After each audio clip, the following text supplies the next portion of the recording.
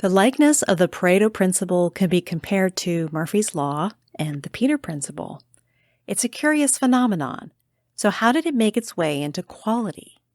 If using it to make decisions, there are some common pitfalls which can lead to delays in fixing a problem or even misdirect our efforts. So what is it and how can we use it for design? Coming up after this brief introduction.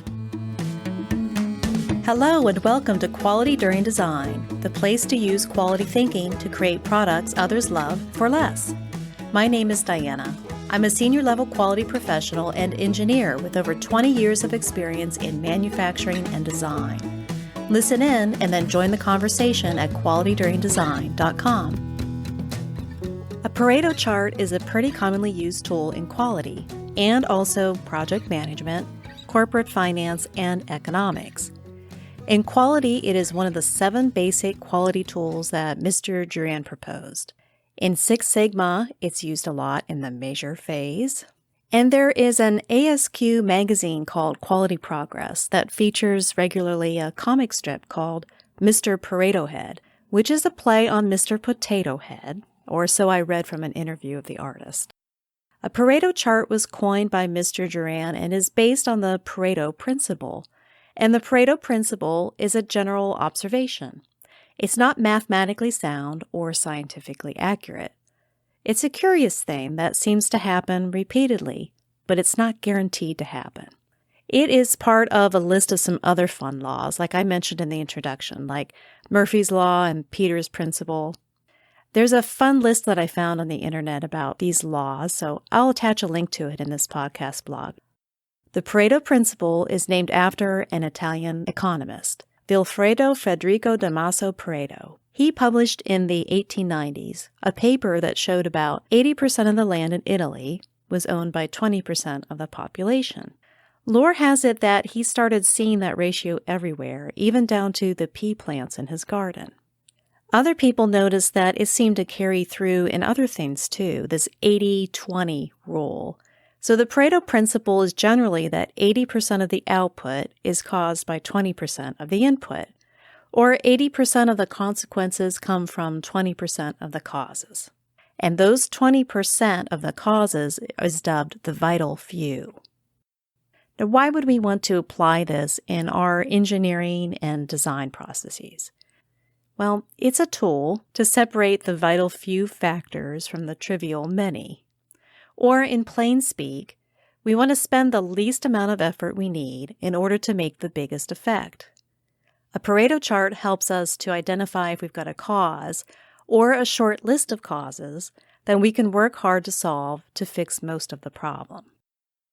Typical use cases of a Pareto chart are time spent on tasks, sales revenue from the number of customers, problems versus defects, number of complaints from the number of customers, and even percent of funding from the number of investors.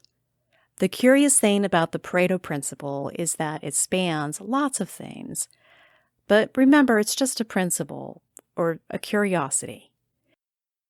What is a Pareto chart? It's a type of histogram, but it ranks things.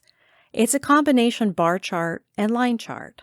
The bar chart shows a count, how often something happens, or how often a cause creates an event. Each bar represents a count of a bin or bucket, like age range or cause. And the bars are organized from most frequently occurring to the least, so we can imagine it steps down, peaked at the left axis, and trailing downward. Then a line graph is superimposed on top of that histogram, showing the cumulative percent number of occurrences. The line arches up to 100% on the right side of the graph. In this podcast blog at qualityduringdesign.com, I'll provide a link to a Harvard X YouTube video. It's about how to construct one, and I'll also include a picture of a Pareto chart. Something people like about the Pareto chart is that to construct it, you don't need to know a lot about statistics. However, it is not a thoughtless exercise. We need to build and interpret the data correctly in order to make the right decision. If not, it could lead to delays in fixing a problem because of a misunderstanding, or we could misdirect our efforts in trying to solve the problem. Something that goes a long way in creating a good Pareto chart is the design of its histogram, specifically the design of the data collection categories, or bins. We need to make sure that the bins and categories align with meaningful activities that can be done to address the issue. A problem that practitioners have noticed is that teams don't drill down far enough to get to the root cause. The bins for a Pareto chart also need to follow the MISI principle, which is an acronym for mutually exclusive and collectively exhaustive. What it really means is that a data point should only be able to go into one bin. And we have enough bins that they cover the entire scope of the problem. So, for example, if we're creating a histogram or Pareto chart about somebody's age, we wouldn't want to label the age 0 to 20 for one bin, and the next bin as 20 to 40. If one of our results was counting a 20-year-old, which bin would they go in? Those bins are not mutually exclusive. As far as covering the entire scope of the problem, we can think about if we're counting foods. We would want to ensure that we have a bin for each food group represented. We wouldn't want to just have categories that cover vegetables, grains, and dairy. Where would the fruits go? Including all the subgroups would be collectively exhaustive. Specific to Pareto chart bins, there are some assumptions that need to be made. Each category or each bin should be of equal importance. The potential occurrence of each category should be the same, and the risks and their severities and occurrences are the same. If the Pareto chart meets these assumptions, then we can more confidently take it at face value. If not, there's some other things that we can do to make sure that we're analyzing the data properly. When we're interpreting the results of a Pareto chart, we have to be careful of just looking at frequency. We need to note that our 80%, 20% mix may not be specifically 80-20. We could end up with 78% of the issues or 83% of the issues being caused by 23% of the problems.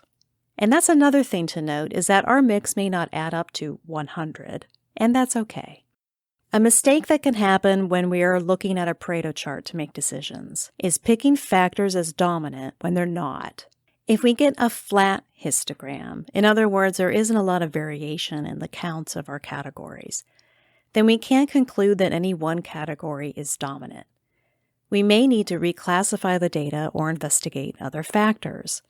Maybe our data didn't follow the MISI principle. We need to make sure that we're asking the right question. Are 20% of the factors contributing to 80% of the issues? The wrong question is, how many factors contribute to 80% of the issues? Remember that we're looking for the vital few causes, so our initial work of addressing the problem gets us the furthest to our goal. Another mistake when looking at our Pareto chart is trying to address the top contributor only anyway when the 80-20 rule doesn't apply. Practitioners notice that you may not get the results you want. You may be working with your team really hard on that top priority problem and not getting very far in fixing it. Another mistake that can happen when we're looking at a Pareto chart is focusing only on frequency and ignoring the cost or effort to resolve a problem. This kind of gets into our assumptions when we were creating our Pareto chart. If our categories don't have equal importance, and the potential occurrence of each category is not the same, then there are some things that we can do. To fix for categories with different levels of severities or importance, we can apply a weight. So for example, we can multiply the results by a factor so that we get a weighted frequency, then reprioritize and redo our Pareto chart. The weight can be qualitative, and it can be based on assumptions or someone's judgment call.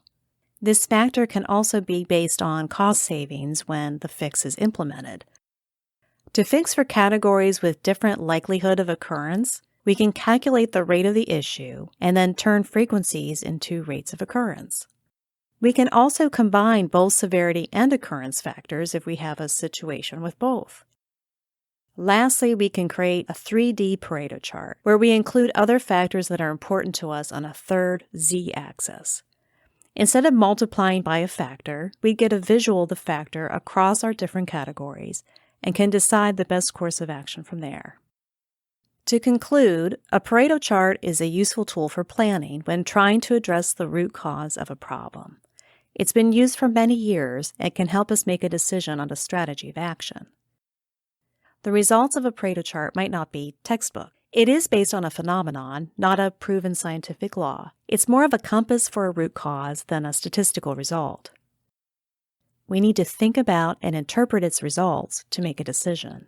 Like building histograms, we need to be careful to construct it with the right bins, low enough in a causal chain for us to take action against, following the Pareto Principle, and adjusting for categories that don't carry the same weight in severity or occurrence or even difficulty to resolve. What can you do with what we've been talking about today? Well, get to know the Pareto chart. If it's built and applied properly, it can help us prioritize the root cause analysis for things like complaint investigations or V&V failures, for new design features based on user input, and it can help us tackle a problem that just seems too big to even start. Please visit this podcast blog and others at qualityduringdesign.com. Subscribe to the weekly newsletter to keep in touch. If you like this podcast or have a suggestion for an upcoming episode, let me know. You can find me at qualityduringdesign.com, on LinkedIn, or you can leave me a voicemail at 484-341-0238. This has been a production of Dini Enterprises. Thanks for listening.